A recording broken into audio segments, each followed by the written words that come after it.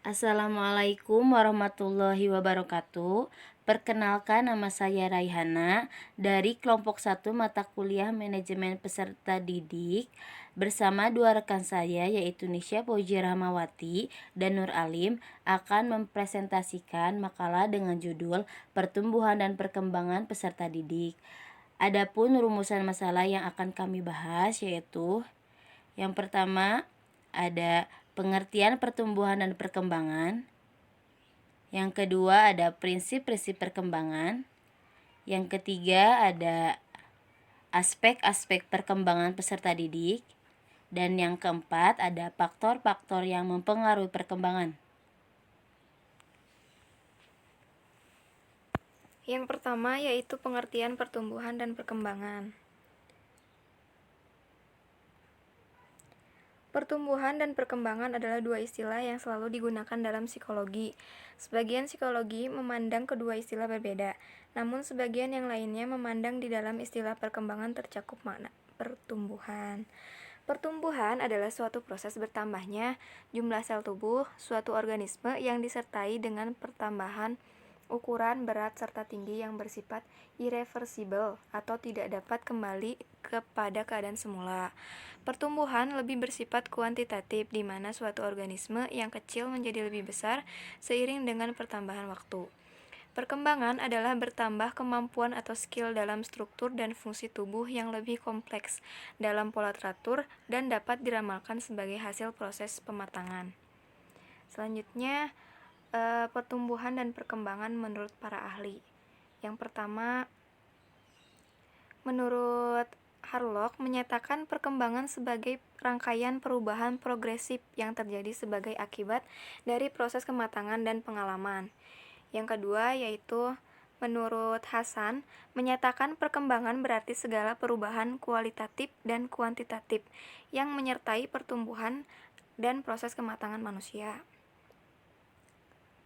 Selanjutnya, perbedaan antara pertumbuhan dan perkembangan. Yang pertama, pertumbuhan merujuk kepada perubahan khusus aspek fisik, sedangkan perkembangan berkaitan dengan organisme sebagai keseluruhan. Yang kedua, pertumbuhan merujuk kepada perubahan dalam ukuran yang menghasilkan pertumbuhan sel atau peningkatan hubungan antar sel, sedangkan perkembangan merujuk pada kematangan struktur dan fungsi. Pertumbuhan merujuk kepada perubahan kuantitatif, sedangkan perkembangan merujuk perubahan kuantitatif dan kualitatif.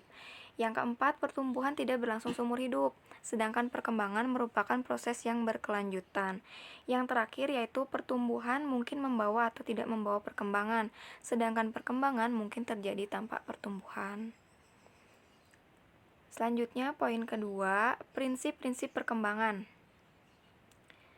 Ciri-ciri perkembangan yaitu yang pertama, perubahan fisik, perubahan tinggi badan, berat badan, dan organ dalam tubuh lainnya misalnya otak, jantung, dan lain sebagainya. Yang kedua, perubahan mental. Perubahan meliputi memori, penalaran, persepsi, emosi sosial, dan imajinasi.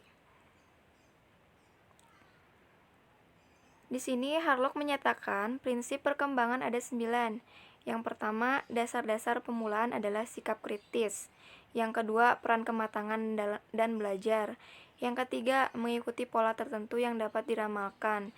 Yang keempat, semua individu berbeda. Yang kelima, sistem perkembangan mempunyai perilaku karakteristik.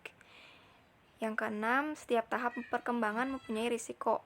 Yang ketujuh, perkembangan dibantu rangsangan. Yang kedelapan, perkembangan dipengaruhi perubahan budaya. Dan yang terakhir, harapan sosial pada setiap tahap perkembangan. Kemudian, poin ketiga yaitu aspek-aspek perkembangan peserta didik akan dibahas oleh Saudari Raihana.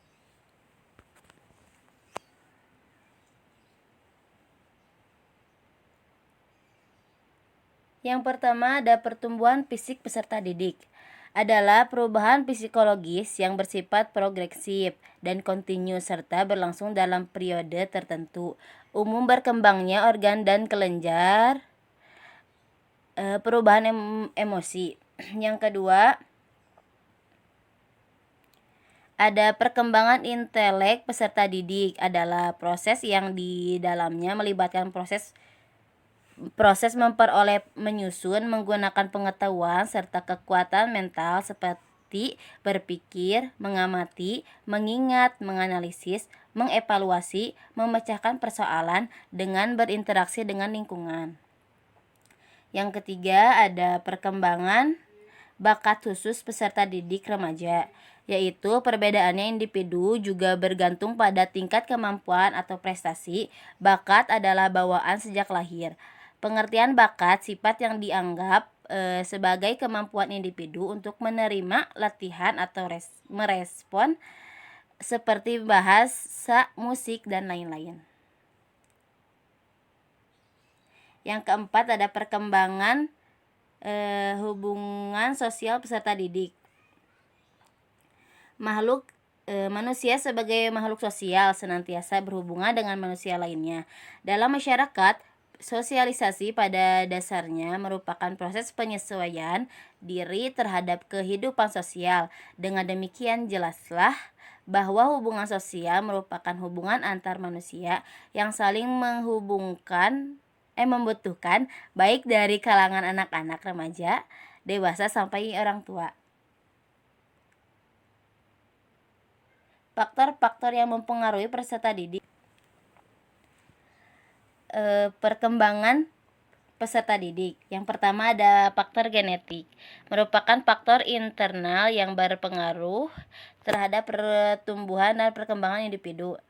Dan yang kedua ada faktor lingkungan. Lingkungan merupakan faktor eksternal yang turut membentuk dan mempengaruhi perkembangan individu.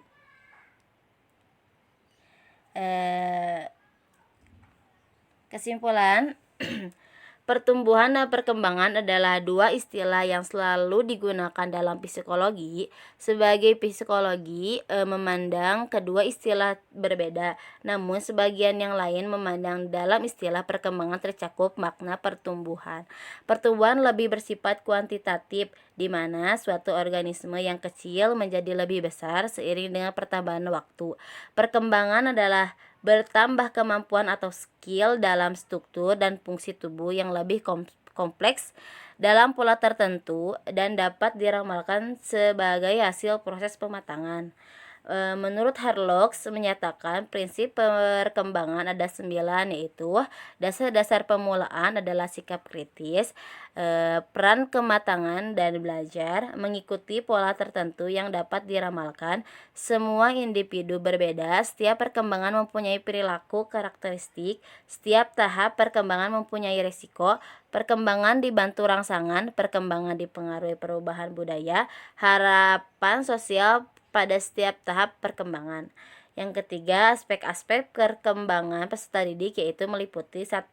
Pertumbuhan fisik peserta didik, yang kedua perkembangan intelek peserta didik, yang ketiga perkembangan bakat khusus peserta didik remaja, yang keempat perkembangan hubungan sosial peserta didik, dan yang keempat faktor yang mempengaruhi perkembangan peserta didik. Yang pertama ada faktor genetik, merupakan faktor internal yang berpengaruh terhadap pertumbuhan dan perkembangan individu. Yang kedua ada faktor lingkungan.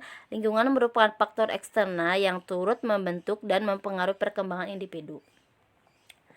Mungkin hanya ini yang dapat kami sampaikan. Mohon maaf atas kekurangannya. Kami harap saran dan kritik dari teman-teman semua. Saya ucapkan terima kasih.